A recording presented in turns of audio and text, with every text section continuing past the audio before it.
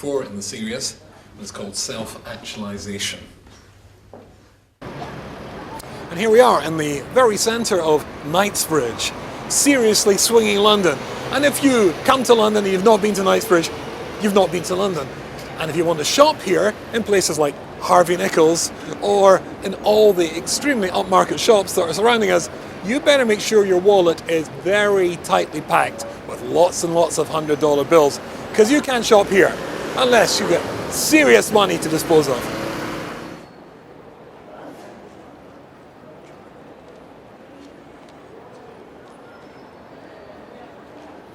Self-actualization, being the best you that you can possibly be, maximizing your potential.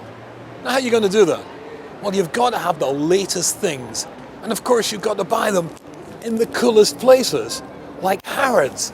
And if you get the latest iPod, and you get the iPad, and you've got the iPhone, and you've got the latest everything, surely you'll be the best I. I'll be the best I that I can be, no? No. The Torah says there are different ways to actualize yourself, to maximize your potential, and be the best you that you could possibly be. Self-actualization sounds a very American term. Are you all here in the UK comfortable with self-actualization? I think we would probably say it's maximizing the potential, maximizing the person that you could possibly be. And whether you're in the United States or the United Kingdom, that's really about as good as it can possibly get. In fact, as I may have mentioned last night, or one of our previous lectures, but when I'm asked to sign my books, I often write a little blessing, which I really think is the best thing you could possibly have, which is you should have a life of achievement. If you have a life of achievement, then of course you have exactly maximized your potential and you feel your life is fulfilled, your life is as good as it could possibly be. When you haven't maximized that potential, when you don't feel a life of achievement, when you haven't achieved everything you could have, then in a very real sense you feel that your life is a failure. So in turning you from the potential into the fulfilled, to have, or to give you a life of achievement, to give ourselves a life of achievement, we'd have to discover exactly what that process would be. I think there are a number of stages you have to establish before you can get to, as it were, turning the fruit into a beautiful salad or something. And that would be, first of all, you have to understand exactly what your potential is and how to get there. I have a relation, I suppose I could even tell you, it's my nephew by marriage. His brother, his younger brother, I used to teach before we became related. And they have a father who is an extraordinarily nice fellow, but a very, very charismatic and big personality type father. Anybody here got a big personality type father? Yes. Well, they're really easy to deal with. And so, basically what happened was, one day there was somebody visiting the house, a distant relative, I suppose, or a friend, and he saw these two young men, who were just in those days young men. And so, according to his brother, the visitor said to my nephew, the oldest brother, and tell me, what do you want to be when you grow up? So he explained that his brother had always been interested in the rabbinate, and indeed my nephew became a rabbi. His brother had always been interested in finance, and indeed he went on to become a very successful stockbroker. His brother had always been interested in public speaking, and he went on to become an accomplished public speaker. And having heard these three answers, he then turned to the younger brother and said, Avi, and what do you want to become when you grow up? The father, the powerful personality, is looking on, approving, of course, of what we just heard. And Avi got very nervous and said, I think I'd like to be an actor. And his father leaned over and said, son, it's pronounced doctor. So what we're going to become, as it were, the jury is out, and there may be all sorts of pressures and all sorts of encouragements for you to become something which maybe is not yet the real you. And if self-actualization, if maximizing your potential is to take you in a direction which is not actually going to be you, then by definition, if he's really pining to be an actor and he ends up being a doctor, well, I suppose I could get involved in a hospital drama, but he won't be fulfilled. And then I have a very, very close friend who is a rabbi in one of the largest synagogues in Manchester. He's called Rabbi Yossi Chazan. And what happened was that when he first came to England, as he expressed it to me, he was a greener. He was a novice rabbi. And his synagogue was an elderly congregation. And he gave a shiur which attracted 30 or 40 of the old retirees, the old guys used to come to his shiur. Today, incidentally, on a Shabbos afternoon, you get 600 people coming to his shiur. He's a very accomplished rabbi. Brilliant speaker, huge talent kochen. But in those days, starting off, before he'd, as it were, established his credentials, it was just these old guys. And in the first year, having built this relationship, one of the old guys was very seriously ill. And he was particularly distressed because this would be, as they approached Rosh Hashanah, the first time that he would, in his adult life, and perhaps in his memory of his entire life, the first time he was not going to be able to get to shul in Rosh Hashanah. So he was very distressed about this. So my rabbi friend encouraged him and promised him that, don't worry, after shul, he will personally come round with the shofar and blow the shofar for him, so he won't miss out. And that was the thing that he was particularly upset about. Now, neither my friend nor the old guy realized that this was the last time he would hear the shofar blown in his life. And in fact, just a week later, he passed away and died. However, the point of the story as it was told to me by my friend was not, in actual fact, the story about the father, it was the story of his son. Because 2 days later, when he came to shul on Rosh Hashanah, he was sitting in this box thing. English synagogues have boxes at front for the rabbis to sit in. Have you ever questioned this? Why they want to put rabbis in boxes, I don't know. I mean, we're going to get in wooden boxes soon enough. Why you want to speed up the process is beyond me. But anyway, he was sitting in his rabbinical box at the front, and it was Rosh Hashanah. And Rosh Hashanah is the Yom Hadin, the day of judgment, the day in which we believe that everything that's going to happen to you as an individual, me as an individual, to our friends, to our families, to our communities, and indeed to the entire Jewish people and the world, is going to be settled and fixed. So we take this quite seriously. And there was the son of this old fellow sitting in front of the rabbi, next to his pal, discussing golf and the price of shares and cracking jokes and just, generally having a nice time. Now, if you know the shul I'm talking about, it's Orthodox, but it's hardly, as it were, the most fanatical Taliban-type Orthodox shul that you could find. It's an Anglo-Jewish United Synagogue type shul, and, if you've been in one, you won't be terribly surprised to find the occasional person having a conversation during the davening, or am I shocking you? No, okay. Right, so that's okay, but his question was, it's his dad. He knows the sort of congregants he has, but the fellow's dad's very seriously ill. Now, he didn't know his dad was going to die, but he was ill enough that he could have. So he couldn't understand why he was cracking jokes and having conversations when his dad's so seriously ill. Why aren't you davening for your dad? Why not pray for your father when he's so seriously ill? So he started to speculate. And he thought to himself, maybe the reason he's not praying for his father is because, maybe he doesn't believe in God. Rosh Hashanah or Yom Kippur are days which act as a magnet, drawing every Jew all over the world, so whichever building calls itself a synagogue, even if they don't particularly believe in God. Maybe that's the reason. However, my friend Rabbi Kazan explained to me the week later when he was visiting the Shiva house, it was quite obvious that the boy did believe in God, or the man did believe in God. So then he cast his mind back to his next speculation. Perhaps the reason that he wasn't davening, wasn't praying for his father's recovery, was because the father and the son didn't actually get on. And tragically, sometimes that occurs. Sometimes there is a breakdown in a relationship between a parent and a child, and they just don't get on. Maybe that's why the son wasn't praying for his father. However, again, at the Shiva house, it was obvious to him that the father and son were particularly close. So again, the question came rebounding back. Why wasn't the son davening for his father? So when he was thinking about it, he came to the following conclusion. It was not, in fact, that the father and son didn't get on. It was not, in fact, that the son didn't believe in God. It was the fact that the son didn't believe in himself. He didn't believe that anything he could do, anything he could say, would make a difference. That's why he wasn't davening. Now, when it comes to maximizing your potential and turning yourself into the best you that you could possibly be, we've got two problems which we have to deal with. One is what you're going to become. What is the best you? What direction should your life take? Doctor or actor? And then, of course, is the essential ingredient in believing in yourself enough to make that hope, dream, aspiration turn into a reality.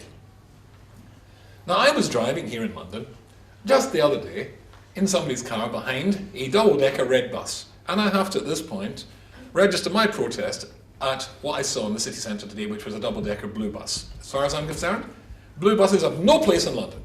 Keep them red.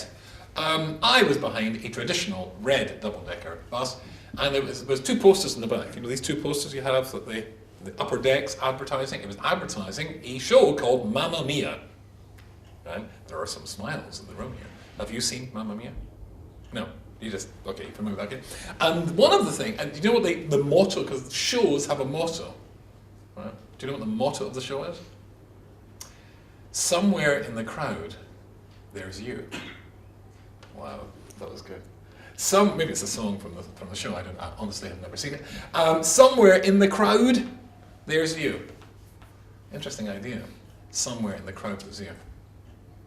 The crowd is one of the most absolutely fertile breeding grounds for losing you, for not allowing you to become you.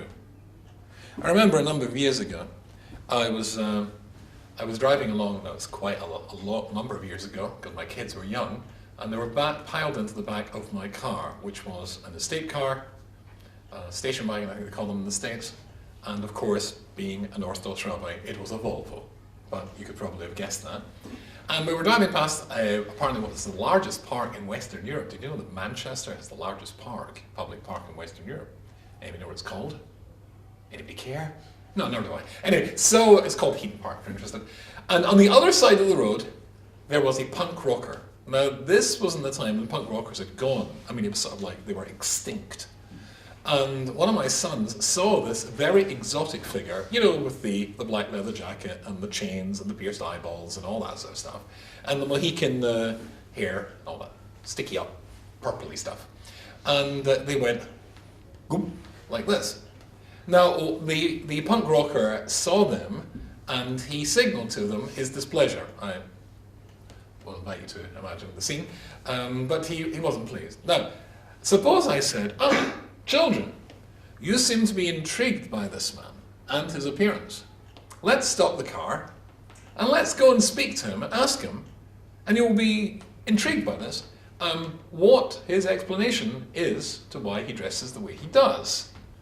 So if we went over to him, and this didn't happen incidentally, for rather obvious reasons.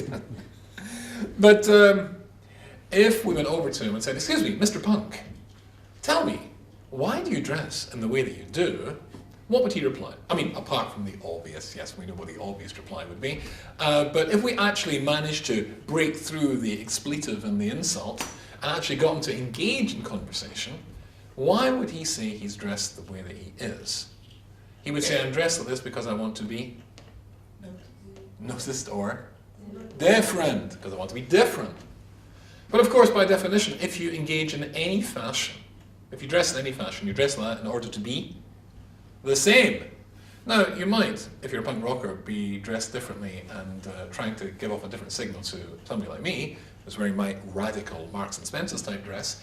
However, you're saying that you want to be the same as everybody else. That's what fashion is all about. It's to be the same genre. And that itself expresses one of the great problems of our time. There was a Spanish philosopher called Ortega y Gasset.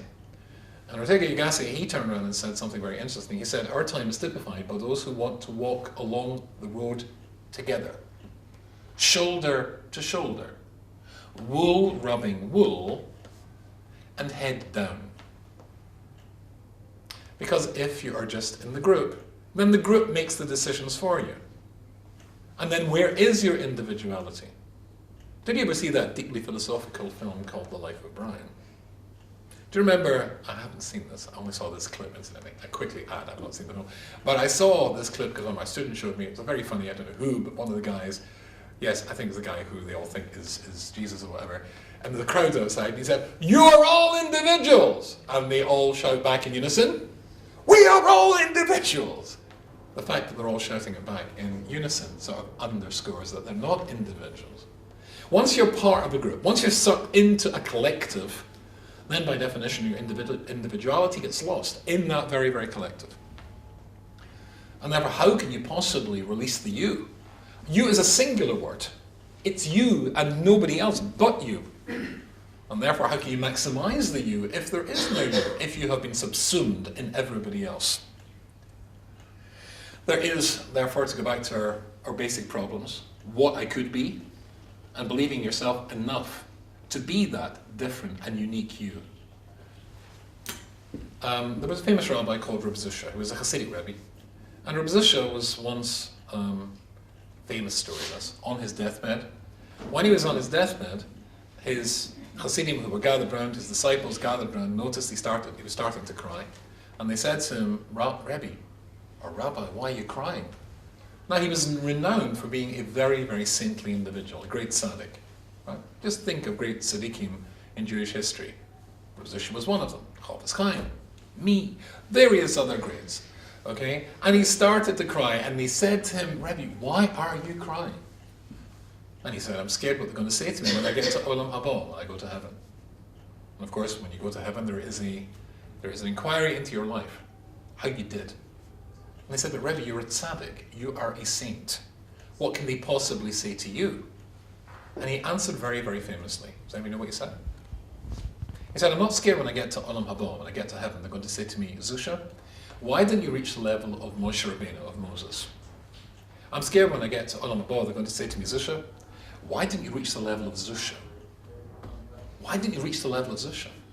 All that's ultimately required as far as Judaism is concerned, all that's ultimately required of you as far as common sense is concerned, is that you are and maximize you. Those who reach beyond the you are obviously going to fail. Set your goals too high, you'll never achieve them. But Judaism never expects you to achieve that which is more than your capability or your possibilities. All you have to do is to be the best you that you could be. Nothing more. Set yourself a goal which is impossible, you're setting yourself up for failure. And I'll give you another very interesting Jewish idea. If you're interested, this is it's a verse, it's based on the verse in Mishlim in chapter 22, in Proverbs 22.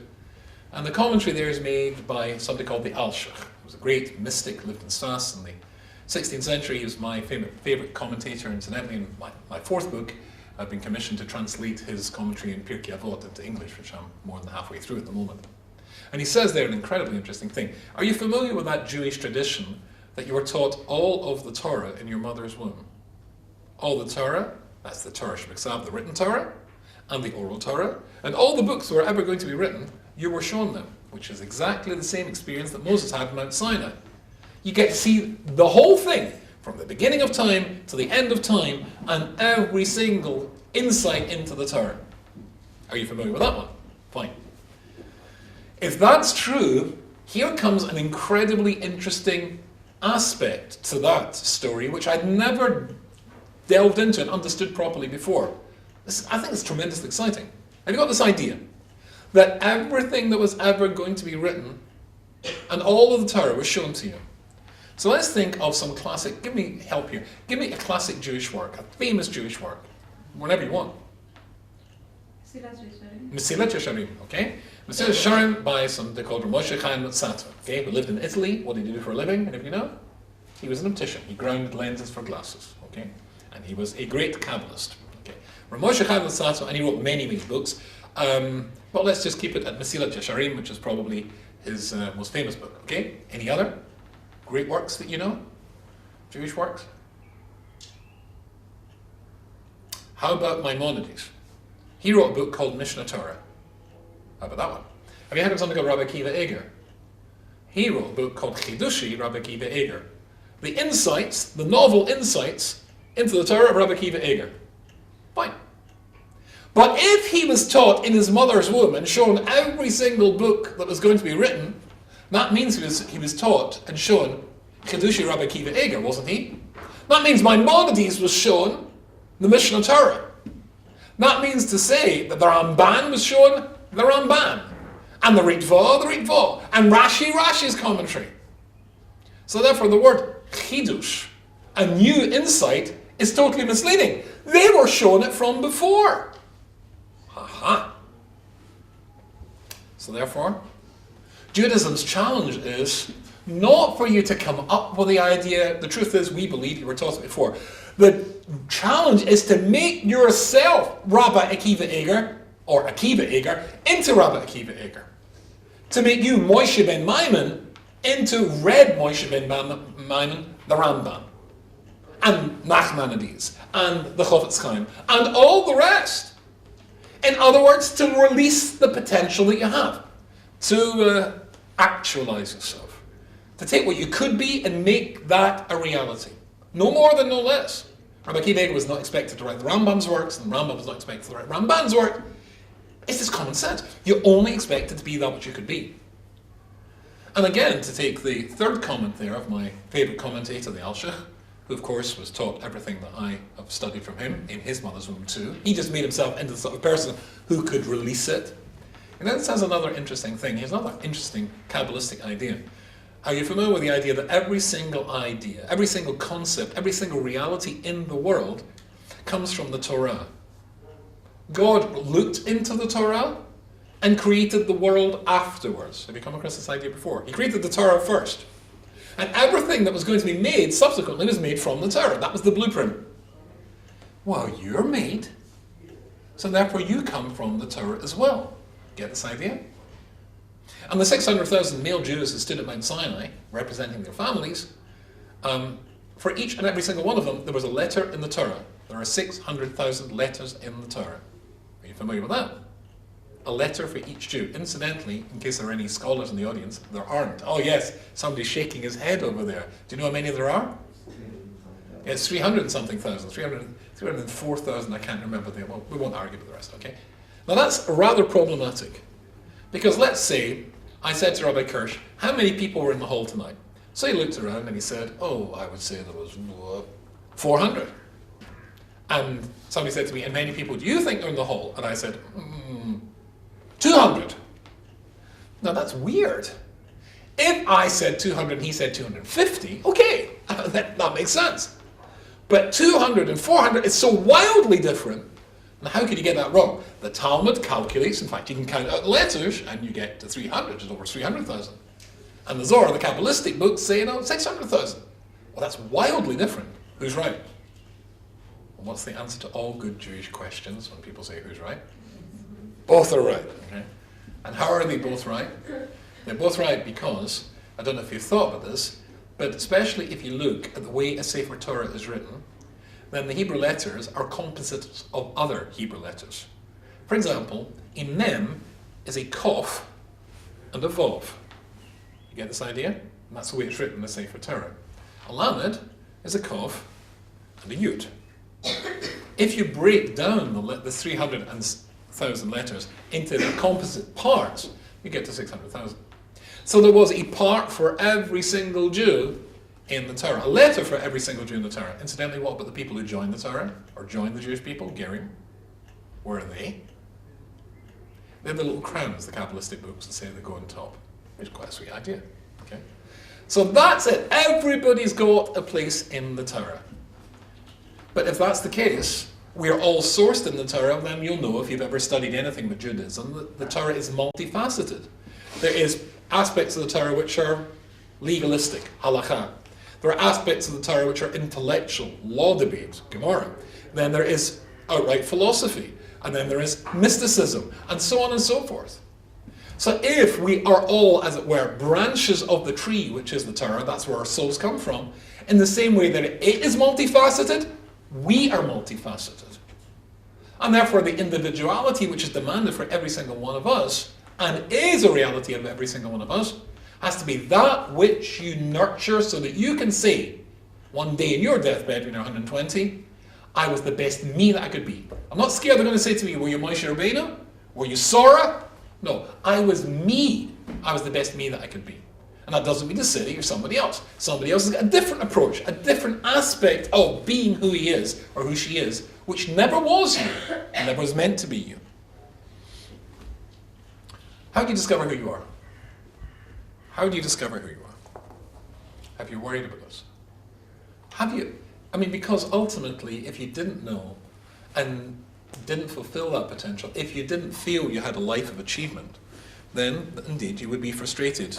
We would be frustrated. I would be frustrated with my life. Who are you really? This is somebody called Rabbi Dessler in Meta Melioho, and it's on page 126 in the 5th volume. I'll read to you a little bit of Hebrew just to show that I can do that and stuff as well, Rabbi. Listen to this. It's an extraordinarily difficult task to discover the truth about yourself. And if everything I've said to you is right, that means, therefore, it would be an extraordinarily difficult task to discover how to make the best of you if you don't know who you are. But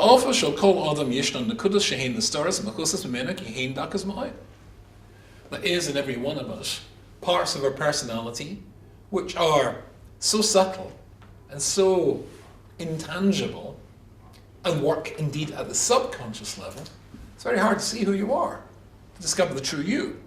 And he says the following thing, this is scary. It's possible for a person to live their entire life and not discover the true you, except were there to be events which were exceptional and dramatic and not normal. Have you ever heard a rabbi called Rabbi Shlomo? Jewish, and he used to live in Jerusalem. He was known as the Maggid of Jerusalem. You know what a Maggid is? A Maggid is somebody, an indigenous speaker, somebody who travels around the world giving lectures and people come to hear him and stuff like that. And that was Rabbi Shlomo. Brilliant, brilliant mind. And he was what was known as a Baal Musar. Somebody who was very, very much inclined towards the ethical and moral works of Judaism, which invite you to work on yourself, and indeed, which is what we're talking about just now, make yourself the best person that you could possibly be. Musar ideas are getting rid of anger, getting rid of jealousy, these sorts of ideas. There's a true story about him that's great. When he was an old man, he was a great giant of ethics and morals. Once he was shuffling along, walking down a road in Jerusalem, and he walked past, or was approaching the entrance to an apartment building in Jerusalem, and there was an old Yiddish baba standing outside, a Jewish grandma. And so he politely gave her a little nod, and she gave him, this great rabbi, a little nod. And then she looked down at the bottom of the street. At the bottom of the street, walking along a wall, was a group of little boys, balancing like boys, like somebody in a tightrope. Right? And she saw that one of the little boys was her grandson.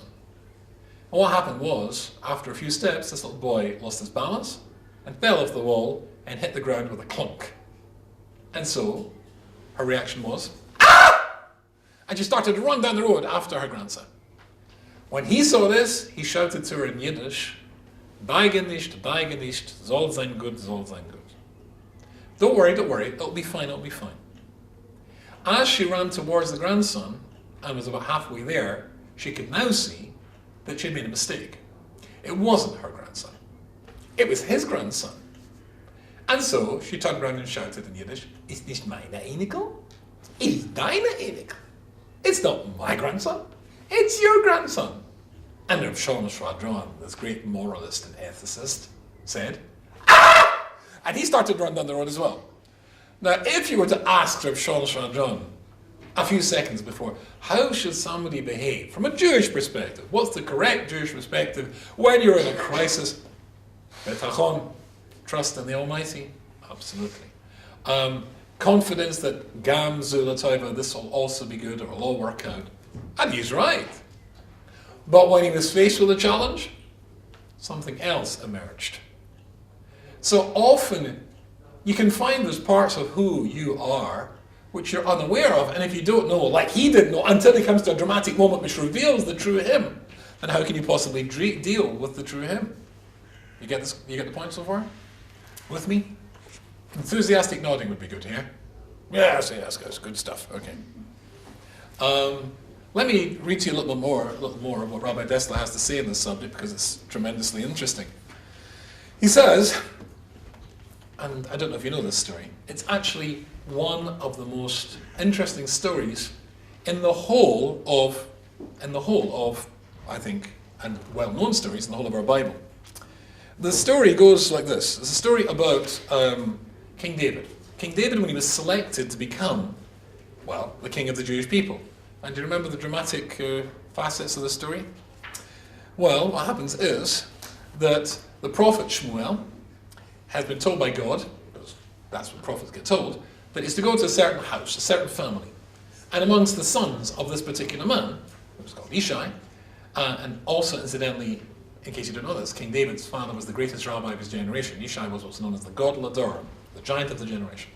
Amongst Yishai's sons, that's where you're going to find the next Jewish king. He didn't say who. You know the story? And so Yishai brings all his sons out, and each one's rejected in turn.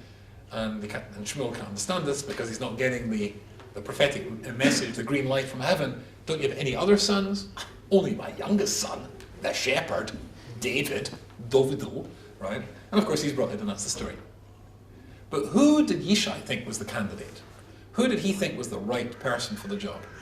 So he says an amazingly interesting thing. Here's the story. I'll read this bit to you. Kshiyaber Yishai lefono es Eliov. When he presented his oldest son, Eliov, to the prophet Shmuel, he felt that he was the one. His father felt about his sons, that of all his sons, he was the one that was perfect for this job. And he said, when Shmuel saw him, the prophet saw him, I'm seeing the Mashiach, the anointed one of God in front of me. But God turned around and said to the prophet Shmuel, ignore the externals, that will trip you up, because people look at the external, God looks at the internal, the real person, looks into the heart. And Eliyahu, in fact, was not a candidate. Why? Why was he not good? Now remember, we're talking about Shmuel, who was the prophet par excellence, nearly. In fact, they say that Shmuel was as great as Moses and Aaron combined. So he thought he was the right guy. And his father was the greatest rabbi of the generation, and he thought he was the right guy. Where was the flaw? What was the point of rejection? Do you know why he was rejected? Anger. Where was the anger? Now here's an astonishing thing. The anger had not yet presented itself and displayed itself. The anger comes later on in another famous story in the Bible, which is the confrontation between the Jewish army and the Philistine army, and there's a big guy there called Goliath. Remember that bit? And all the Jewish soldiers are scared stiff taking him on, and along comes King David, and he takes him on. But when King David comes there, before there's the wonderful conclusion of the story, his older brother, Eliyahu, this person whom his father and the prophet Shmuel thought was the right guy to be the king, when he sees his younger brother coming there, he shouts at him, "What are you doing here? This is an incredibly dangerous place, you idiot! Get out of here!" I'm not sure if he said idiot, I'm just paraphrasing, but you get the idea. Now, that was it. That was the incident which meant, hadn't yet happened, but it was the incident which displayed a degree of anger, and if you've got anger, real anger, you can't be the king of the Jewish people. Shows you what sort of character traits King David must have had to be selected as the king of the Jewish people.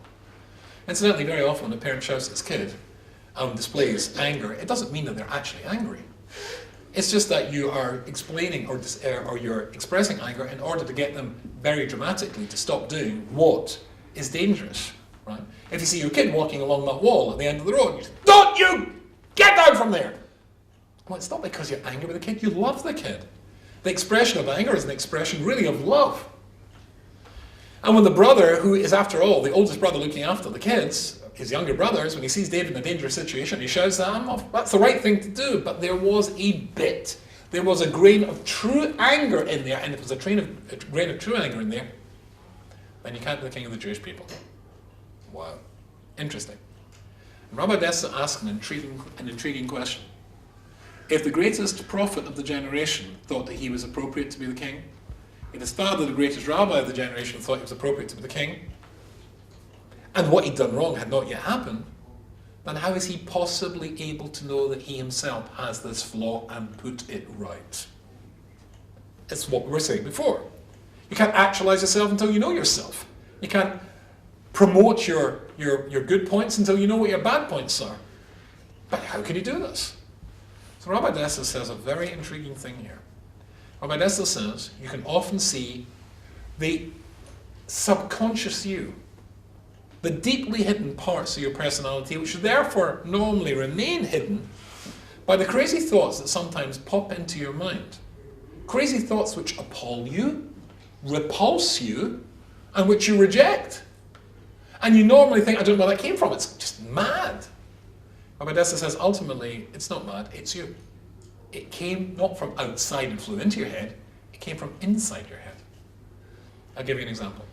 When I was a little boy growing up in Scotland, and that's so beautiful, I think I'll say it again, Scotland. When I was growing up in Scotland, my mother used to take me regularly, I think it was on a Sunday morning, round to see my aunt. And I hated this ritual, but we had to spend 2 hours there. I was a little boy, and of course, the conversation, I was an only child, the aunt didn't have any children, so I had to sit there politely while they talked about whatever they were talking about, often in code, like adults do. Frustrating. Anyway, so I was sitting there, and after about half an hour of the visit, my aunt would, and this is as regular as clockwork, my aunt would go into the kitchen and come back with a tray in which were 3 cups of tea and a little plate with biscuits or cookies on them. And I don't know why, but I always had this enormous impulse, like a volcano in Iceland, ready to erupt, that I wanted to leap up and go, whee! And knock it out of her hands. Right? Once I actually was sitting in my hands, this impulse was so strong. I just wanted, you know. Now, have you ever, you think, am I completely mad here, or have you ever had thoughts like that? Oh, good, I'm nodding going on. Sometimes crazy thoughts come into your head, and they're repulsive sometimes. Sometimes the thoughts are upsetting, and you just reject them. That's not me, that is you. It comes from the parts of your personality you've not yet addressed, you've not yet dealt with. And Rabbi Dessa cites here a story. Listen to this. Rabbi Dessa says, there was one of his students. Now, Rabbi Dessa has 3 sort of clear periods when he was a great teacher, one here in London.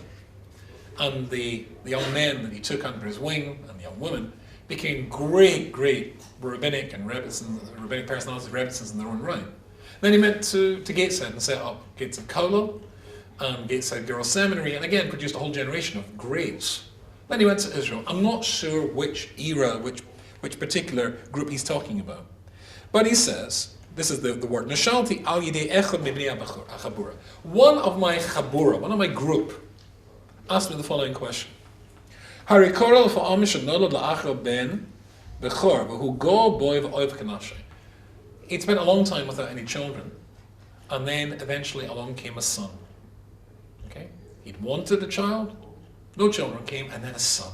And he says that he was so proud of this son, and he loved him like he loved his own soul. He came. And despite that fact, sometimes, just for a split second, a crazy thought would fly into his mind. Kill him. Kill him. So he came to Rabbi Dessa and he said, where did this come from? This crazy thought. And discussed it with him. Rabbi Dessa smiled and said, every single one of us has a character trait called ego. If you think of the vocabulary of a young child, what are the most common words? I, me, my, mine. No? And when we grow older, hopefully, we manage to evolve and change the I into we, my into our, etc., etc. But for some people, it doesn't change too much. But ultimately, it's still there. I, me, my, mine. And here it's called gaiva, me. Said Rabbi Dessa, the character trait you have of gaiva, the I, me, my, mine, which you haven't dealt with, which you haven't worked on yet, plays its part. I suppose, he said rhetorically to his student, sometimes your beautiful baby boy sometimes disturbs your sleep and wakes you up in the middle of the night. Babies do this, he nodded.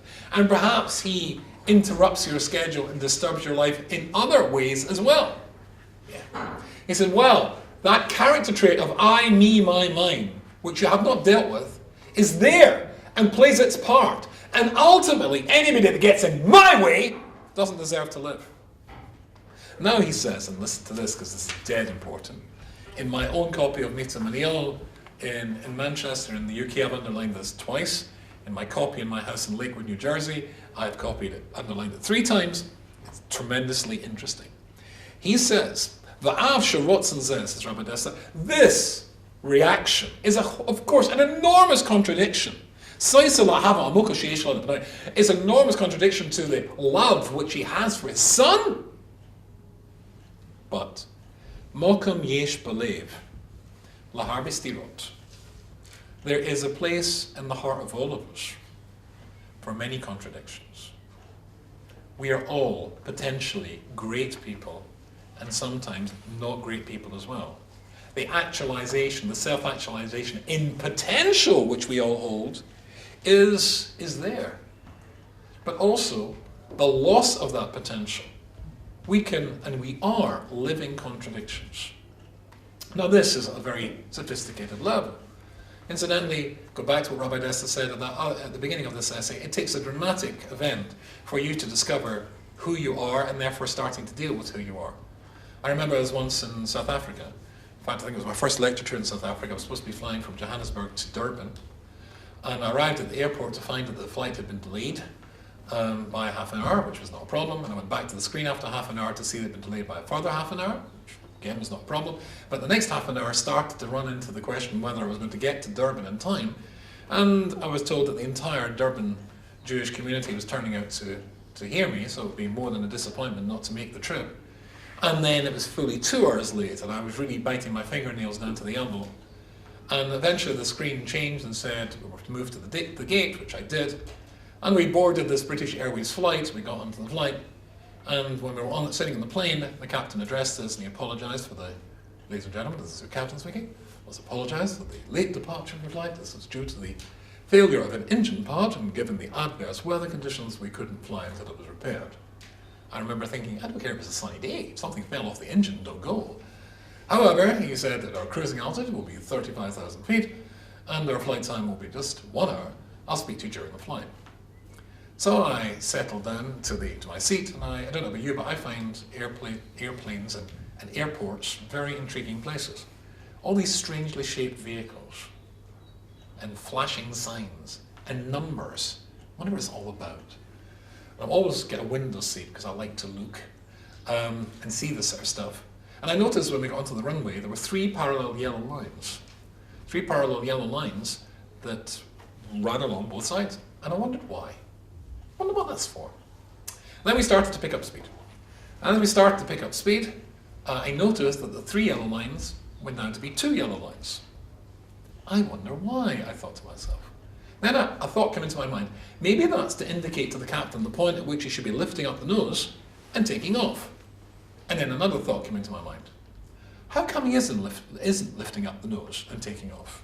I remember distinctly thinking, I hope it's a very long runway. And the plane was shaking like crazy. But eventually we took off. Fine.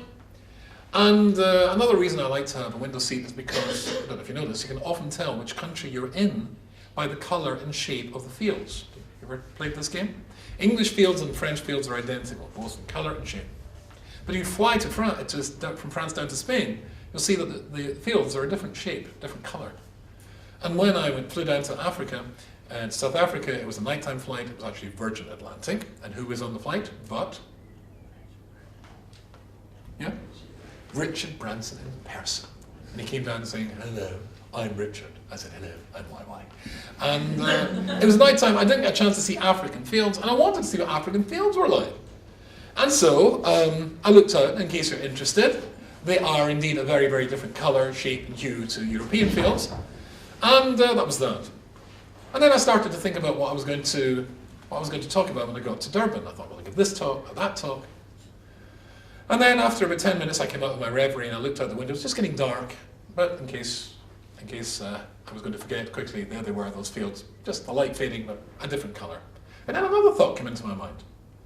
How come you can still see the fields? What happened to 35,000 feet? At 35,000 feet, you can't see the fields. And then our pilot addressed us again. Ladies and gentlemen, this is your captain speaking. There's nothing to worry about. Now, let me warn you that there are certain professions that use certain key phrases you should be alert to. For example, if your doctor tells you, you may experience some discomfort, he really means acute agony. Right? If your dentist tells you, I'll be finished in a few moments, it means you're going to be writhing in the chair for half an hour. If your lawyer tells you it won't cost much, it means you're bankrupt. And when your pilot tells you there's nothing to worry about, it means he thinks you're going to die. In this particular case, what we had nothing to worry about, as he explained to us, was that we'd lost the front wheels on takeoff. Right? And being a rabbi with a superior Talmudic brain, I thought to myself, oh, that's all right, we're up. Only slowly did it dawn on me, how do you get down again, Rubinstein? And then they moved us all into the back of the plane. And then they prepared us for the crash landing. This isn't the nonsense about tying a double bow at the side that nobody pays the slightest bit of attention to. Oh no. They make you take off your shoes, they make you take off your tie if you're wearing a tie, and they make you take off your glasses, which distressed the young lady on the other side of the aisle next to me, who was getting very upset. A stewardess was trying to calm her down. She turned to me and she said, "Can't you see very well without your glasses, sir?" Did you get that? Can't you see very well without your glasses, sir? I'd like you to consider that question for just a second. Can't you see very well without your glasses, sir? Have you ever heard a more retarded question in your entire life? I felt the same. No, I can see perfectly well without my glasses. It's just that my nose feels naked without something sitting on it. What dumb question was that? She then said to me, well, can you see the armrest of the seat in front of you? And I said, yes. Can you touch it for me? I said, yes. She said, well, when we crash, notice the use of the word when, not if. When we crash, I'd like you to feel your way to the exit, holding on to the armrests. I said, thank you. And off she went. I took off my glasses and put them back on, because if I'm going to die, I want to see it happen. Anyway, and then we flew. In actual fact, we weren't going to Durban because they knew they were in trouble when they lost the front wheels and takeoff, and they were just flying around Johannesburg Airport. And we were just getting ready to we're trying to burn up as much fuel as we could, because you don't want to be in a crash landing with a plane full of fuel. And because it was actually the time of the year just before Rosh Hashanah. And we say in our prayers at that time of the year, God, my sins, my failures are so many, I can't even begin to enumerate them. It's in our prayers. I have to tell you, when you think you're going to die, and even though I made fun of it, I did think I was going to die. We all thought we were going to die. You know precisely where your failures lie. It's just like Rabbi Desta said. You could go through your whole life without discovering the true you, but if you're in a dramatic situation, you see your grandson fall off a wall, then you see the real you. I knew exactly my faults. There were 5.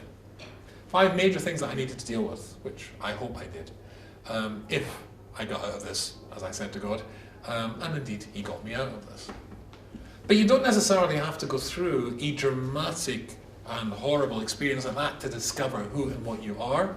There's just as equally potent a process which you could adopt and adapt to discover who you are, and then work on who you are and actualize and maximize who you are. And that is, it was simply determine to be the best you that you can, to discover your faults, discover your strengths, and work on them. Have you heard the joke about how many psychologists does it take to change the light bulb? What's the answer? The light bulb has to want to change itself. And anybody who's involved in helping people with any problems, whatever the problems are, whether it's alcohol addiction or whatever, then until the person wants help with their problem, they're never going to change. Here's a big, big idea. Here's a big, big project. You. And the project is making you the best you that you could be. It doesn't have to be dramatic. All it has to be is a determination to discover who you are and then work on who you are. But any big project, any serious subject that you're going to actually engage in, you can never do it alone. Think of anything you studied, anything you learned, whether it was how to work a video camera, or whether it was to play a violin, or whether it was mathematics, whatever. If you're a little girl, how to put on makeup for the first time. How did you learn? Well, somebody taught you. And if you're talking about a project of discovering who you are and maximizing that potential, you need somebody else. Because clearly, nobody sees themselves. Think of the last time you had an argument with somebody. I'm sure that almost never happened. But think of the last time you had an argument with somebody. You fell out with somebody big time. Who was right and who was wrong? Well, you were right, weren't you? Of course we're always right, because we always see ourselves. Nobody sees themselves objectively. In this project, the biggest project of all, maximizing who you could be, then you're going to need help. And that's why I think the most important thing I ever teach is that Jewish teaching, Asa l'cho rav. Get for yourself a mentor. As I mentioned in one of our other lectures, if you're a woman, then maybe it should be Asa l'cho rebbetzin. You need somebody older, a bit wiser, on your side, who is able to see you and help you discover the strengths that you have and discover the weaknesses that you have gently, kindly, non-embarrassingly, to allow you to do something with them. And here's a very important last point. There was a rabbi who was the Rosh Yeshiva of the Yeshiva of Sunderland, in the northeast of England. He was called Rabbi Tzan, a very wise man. And he made a very, very intriguing point once. He said, you know, if you go to a train station, sometimes you see big, big clocks on the wall, huge clocks, the face of the size of this wall here. And the hand of the clock, the minute hand of the clock, if you ever go to Liverpool, and I'm not suggesting you should, but if you ever go to Liverpool, you can watch this. The hand there goes like this. 60 seconds, let's say it's at 10 past, 60 seconds elapses, and then the hand goes like this. Boom! Dramatically. It falls almost like a blade coming down. And then again, boom! He says very often when a boy comes to yeshiva and he wants to see himself change and evolve, maximize his growth, he gets very disappointed because the change isn't sudden and immediate like that. It very rarely is. Change is a slow process. Ever been on a diet? I am at present. In fact, can you see me, or am I a disembodied voice? I have lost so much weight, I now have to run about in the shower to get wet. But when a person is on a diet, and you look at yourself and you measure yourself every day, you don't see the change. It's somebody who hasn't seen you for 3 months or 6 months says, wow, you've lost a lot of weight. Thank you, there was a really lost opportunity for you, but never mind. Still didn't, okay, I have lost a lot of weight. Anyway, but that's how change occurs. It's gradual and it's slow. Very often you want to see change and you want to see it sudden, abrupt, and dramatic. It's never. It's gradual. So, to maximize your potential, to actualize who you could be, so at the end, when you in 120 years are sitting up there and they say, did you do the best that you could do? Not Moses. Not did you become Moses. Did you become you? The answer is going to be yes. What you're going to need is a determination to discover who you are. What you're going to need is a determination to maximize the person that you are, to believe in yourself. And help with that, because we all doubt ourselves at some point, is going to come through somebody, a guide, who will help you in this process. And the last point, make sure you know that the process will take time. You won't change. You won't actualize yourself overnight. It's a journey. You're on a journey, and all journeys need guides.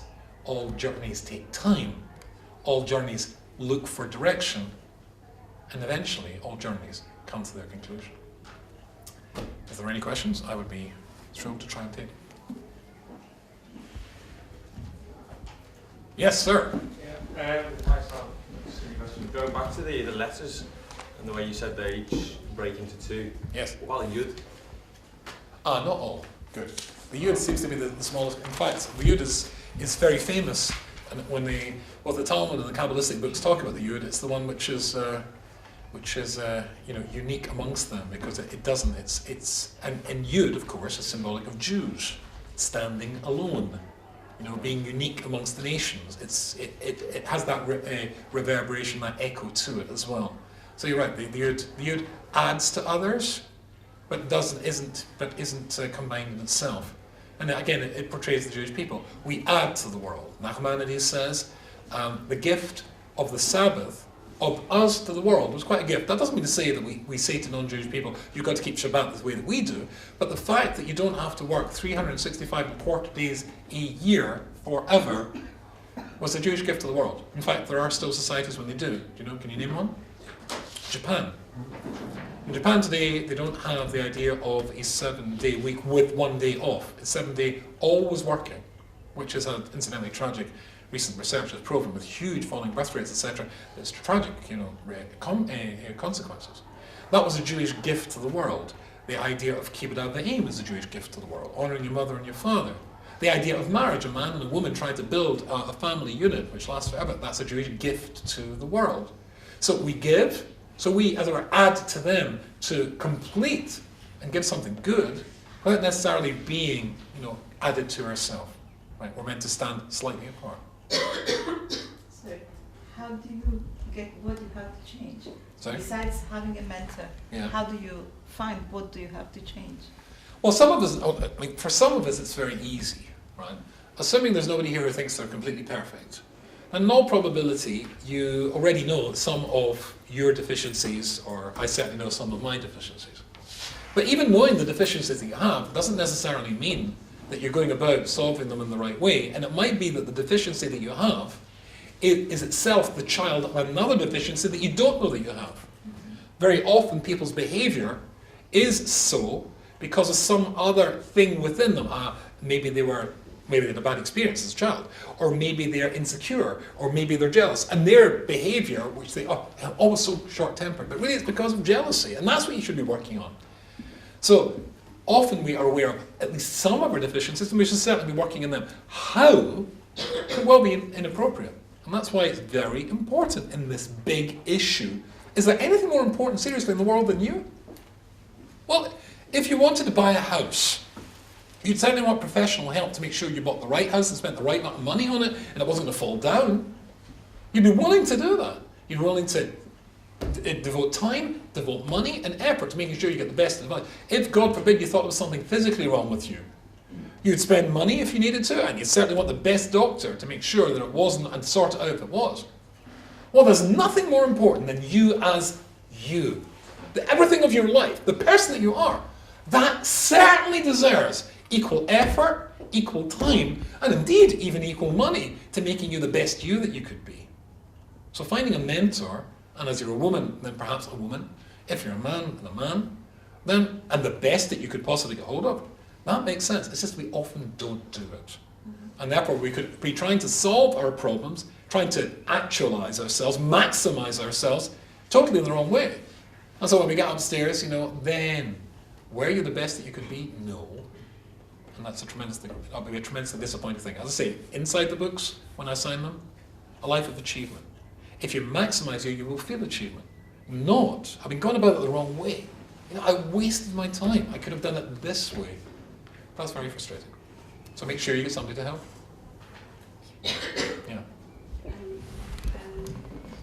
So if, Eliab had an issue with him that hadn't come out yet, like his anger problem. So if a person was to have a deficiency in their character, but it hadn't come out yet, would they still be blamed for it? Like, say, if they passed it beforehand because they weren't even aware of it. Good. Now, this is incidentally, what we're talking. That example I gave you here was a very, very, very sophisticated example. It's at his spiritual level. He was in a very, very high spiritual level. No, you're only blamed for that which you could put right and could know about.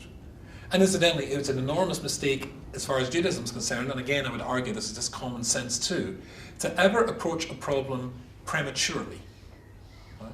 Don't approach, I'm not putting enough sincerity into my praying and my saying of the Psalms when you're losing your temper and shouting at your husband and your wife every 5 minutes. That's, far more important. It's important to get the timing right. So, first of all, you've got to know and be aware of you're only held accountable for that which you could be putting right. And if you don't know about it, that'll come later. So, sort out the basic things. I'm too busy worrying about Rubinstein at the basic level. Right? And maybe one day I can worry about him at a more sophisticated level. So deal with that. And the things that you can't know about, or you can't deal with, because of circumstances or whatever, you're certainly not held accountable for them. Right? There are some rabbis, the Talmud says, who can levitate. Now, that's quite a spiritual level. I ain't breaking my heart that I'm not at that level. Right? Next week, but not this week. Yeah. I guess this is kind of reflecting on what you just said, but you surely could be held accountable for the fact that you should have known that there were certain things about you that you needed to correct. Yeah, exactly. If you could have, right, if you could, you're not expected to do the impossible. Only what you could do, only what you could know, and only whom you could be. I mean, there are some people with tremendous potential which never get realized simply because of circumstances in their lives. Right? I can think of people in my own family who were tremendously gifted in a certain area. My late wife, for example, would have gone to a religious girls' seminary, would have done very well, but her brother got cancer. And circumstances dictated she never got. Now, is she in any way complicit in this? Not at all. She was told that she felt she had to stay and look after. Her mum was on her own, she had lost her father when she was 6. Then her job was to look after her brother, and that was right. So nobody's going to say, oh, well, you didn't go to seminary, you didn't do this, you didn't do that. In circumstances robbed you of the opportunity to do so. But if you could have maximized your potential, never mind God, never mind heavenly angels, pointing fingers at you. Make it yourself. How will you feel about yourself if you could have done and been much bigger, much better than you are, and you never took that opportunity? You'll feel frustrated. So only what you could be, only what you could do. But what about, she meant, what have you ought to have done? She said you ought to have known that you should have worked on this particular Is that what you subject. meant? Yeah, I'm just thinking that although we can all just sit here and say, but I didn't know, Right. I intrinsically believe there's a little part of us that does actually know. And should we be held accountable for the fact that there is a part of us that does know, really? What you're saying reflects, I don't know if you're a student of the Hobbes or the Vovos, but one of the classic mystical and ethical works, he says something along those lines. But I'm going to stick very firmly to only if you could have known. However, okay, so let's say you got it wrong, okay, and you haven't till now put it right. But now that you are more engaged, you ought to, maybe there's a bit of you that was turning away from it. But now that there's a bit of you that's not turning away from it, now's the time to put it right. At least you've got a better argument for yourself. Like, okay, maybe I wasn't paying attention. Now that I do know, I'm working on it now. Then you'll feel achievement.